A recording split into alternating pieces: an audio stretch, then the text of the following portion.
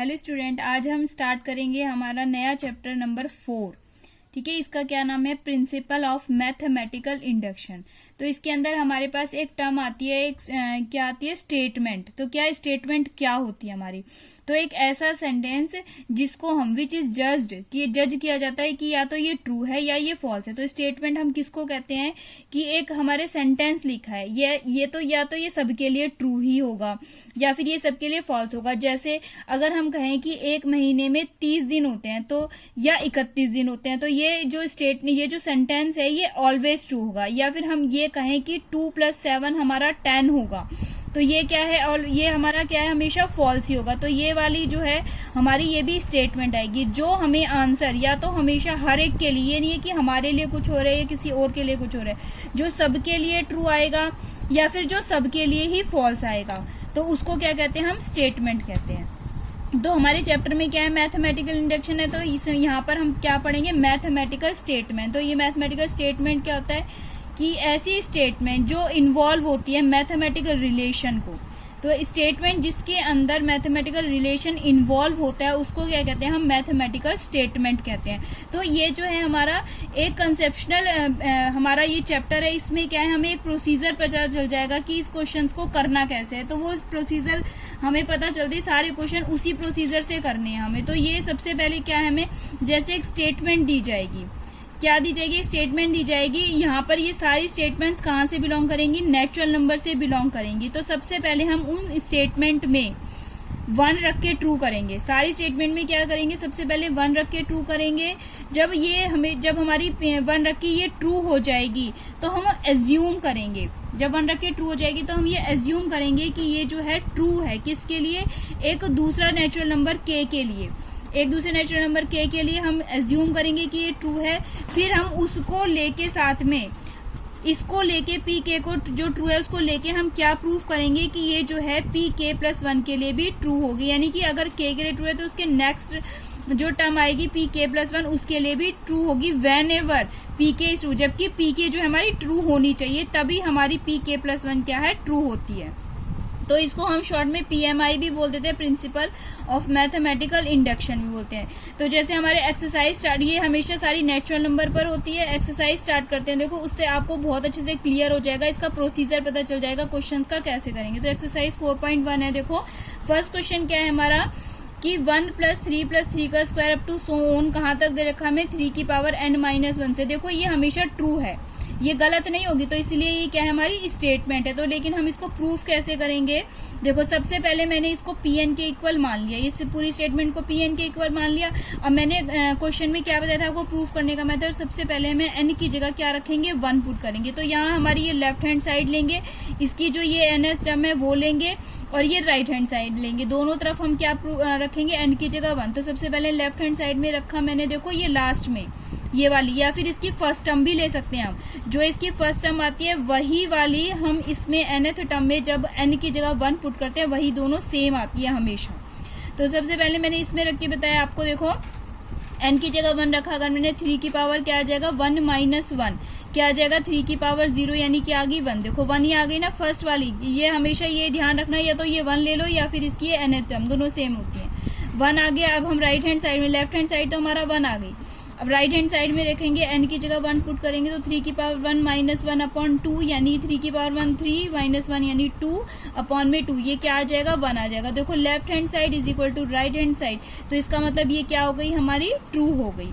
अब हम एज्यूम करके चलते हैं। एज्यूम क्या करते हैं? कि ये जो है स्टेटमेंट हमारी पी के, यानी कि के एक टर्म है हमारी, के बिलोंग्स टू एन, उसके लिए क्या है? ये ट्रू है फॉर सम पॉजिटिव इंटीजर। देखो नेचुरल नंबर बोलो या पॉजिटिव इंटीजर बोलो, एक ही बात है, ठीक है। तो ये पॉजिटिव इंटीजर्स के लिए लेके चलते हैं हम। तो हमने क्या मान लिया? पी के इज इक्वल टू, हमने के लिए मान लिया पी के इज इक्वल टू 1 + 3 + 3 का स्क्वायर, ये 3 की power k - 1 is equal to 3 की पावर k - 1 अपॉन 2। तो ये इसको हमने क्या डाल दिया? इक्वेशन नंबर 1 लिख दिया। अब हम ये क्या करेंगे? देखो हम k + 1 के लिए इसको ट्रू करना है, तो हम क्या करेंगे? पी के + 1 रख दिया हमने, देखो पी के + 1 रख दिया। तो यहाँ पे 1 + 3 + 3 स्क्वायर, यहाँ 3 की पावर k - 1, इसी से एक आगे बढ़ जाएंगे।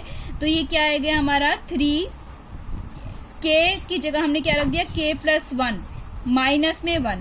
तो देखो 1 से 1 कट जाएगा तो ये क्या आ जाएगा 1 + 3 + 3 स्क्वायर प्लस 3 की पावर k - 1 प्लस में 3 की पावर k आ जाएगा। ठीक है, तो ये हमें प्रूफ क्या करना है। अच्छा, हमें प्रूफ क्या करना है, राइट हैंड साइड में हमें क्या प्रूफ करना है। देखो यहाँ पे क्वेश्चन में क्या प्रूफ करना है, देखो 3 की पावर n की जगह क्या रखना है k + 1 - 1 अपॉन में 2, ये हमारा आना चाहिए। k + 1 रखने के बाद हमारा लेफ्ट हैंड साइड की जो हम सॉल्व करके आएगा वो किसके इक्वल आना चाहिए, हमारा 3 की पावर k + 1 - 1 अपॉन 2, ये इसके इक्वल आना चाहिए। तो हमने लेफ्ट हैंड साइड में रख दिया हमने 3 की पावर k + 1 तक रख दिया, तो ये 1 से 1 कट जाएगा, यहाँ पे क्या बच जाएगा 3 की पावर k। अब हमने एज्यूम क्या किया है, देखो 1 से लेके 3 की पावर k - 1 तक, 1 से लेके 3 की पावर k - 1 तक ये किसके इक्वल है हमारा, ये हमने एज्यूम कर रखा है कि ये ट्रू है। किसके इक्वल है, 3 की पावर k - 1 अपॉन 2 के इक्वल है। तो हम यहाँ तक देखो, ये यहाँ से लेकर यहाँ तक इस टर्म तक क्या रख देंगे हम, इसकी जगह 3 की पावर k - 1 अपॉन में 2 फ्रॉम फर्स्ट, किसको लिख देंगे हम, फ्रॉम फर्स्ट से किया है हमने, ये एज्यूम कर रखा था। प्लस में हमारा क्या बच गया, यहाँ पे 1 से 1 कैंसिल आउट हो गया, तो 3 की पावर k बच गया। अब देखो बच्चों मैंने इसमें एलसीएम ले लिया, इसके नीचे 1 लगा देंगे तो ये 2 एलसीएम हो जाएगा, 3 की पावर k - 1 प्लस ये क्या आ जाएगा 2 × 3 की पावर k आ जाएगा। अब देखो 2 × 3 की पावर k, एक 3 की पावर k, तो ये क्या हो जाएगा 3 × 3 की पावर k, दोनों ऐड हो जाएंगे, ये तो 2 है और यहाँ पर 1 है तो ये दोनों ऐड हो जाएंगे, तो क्या हो जाएगा 3 की पावर k आ जाएगा, माइनस में 1 हो जाएगा, तो ये क्या आ गया 3 की पावर k + 1 - 1 अपॉन में 2। देखो ये हमारी लेफ्ट हैंड साइड हम लेके चले थे और वो हमारी किसके इक्वल आ गई, राइट हैंड साइड के लिए, तो ये क्या हो जाएगा हमारा ट्रू हो जाएगा k + 1 के लिए। तो दस pk + 1 is true when ever, लेकिन ये जरूरी है कि हमारा क्या ट्रू होना चाहिए, जब हमने एज्यूम किया pk इज ट्रू होना चाहिए for all natural number n belongs to n के लिए, तो pn क्या हो गया हमारा ट्रू हो गया for all n belongs to n के लिए। अब देखो हमारा सेकंड क्वेश्चन क्या दे रखा है, pn, हमने pn के इक्वल मान लिया 1 का क्यूब + 2 का क्यूब + 3 का cube up to so on करके n का cube is equal to n + 1 upon 2 का होल स्क्वायर। देखो ये हमारी गिवन स्टेटमेंट ऑलवेज ट्रू है, कभी भी हमारे पास अगर ऐसे करके 1 से लेकर n की क्यूब तक का सम आपसे पूछा जाए ना, तो आप उसकी जगह डायरेक्ट ये भी लिख सकते हैं आंसर। जैसे अगर मैं आपसे ये कहूँ कि 1 का क्यूब + 2 का क्यूब अप टू लेकर 10 का क्यूब तक का सम निकालो, तो आप सबका क्यूब करके और इनका सम करने के बजाय आप ये फॉर्मूला, अगर आपको लर्न है कि 1 से लेकर n तक की क्यूब का फॉर्मूला क्या होता है इनकी सम का, तो आप ये फॉर्मूला अप्लाई कर सकते हो। देखो यहाँ पर n की जगह क्या है मेरा 10 है, क्योंकि मुझे कितने तक का सम निकालना है 10 तक का, तो n की जगह 10 रख दो, 10 इंटू में 10 + 1 क्या हो जाएगा 11 अपॉन 2 का होल स्क्वायर हो जाएगा, 2 5 जो 10 यानी 55 का होल स्क्वायर। जब आप इसको सॉल्व करोगे तो यही आंसर आएगा जब आपको इनको इंडिविजुअली क्यूब करके और ऐड करोगे। तो हम ये सारा ना करके हम ये वाला प्रूफ, अगर हमें याद है इसकी जगह ये फॉर्मूला याद है, तो हम इससे भी डायरेक्ट आंसर निकाल सकते हैं। तो सबसे पहले मैं इसको आपको प्रूफ करके बताती हूँ, जो हमारा प्रोसीजर है मैथमेटिकल इंडक्शन का।